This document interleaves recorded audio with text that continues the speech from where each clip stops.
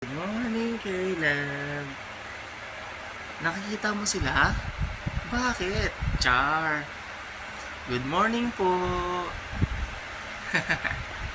Good morning, guys. Kamusta yung tulog nyo? Natulog po ba kayo? Parang hindi po kayo natulog ah. Tulog na kayo, 6:00 na. Good night. Si Caleb, sarap ng tulog niyan. Alam nyo ba guys? Alam nyo ba? Siguro di nyo pa alam, kaya wag na lang. Good morning, Caleb. Good morning, everybody. Good morning, everyone. Yan. Kapag ito nakita mo sa umaga, solve ka na. Pwede na ulit matulog. Charis.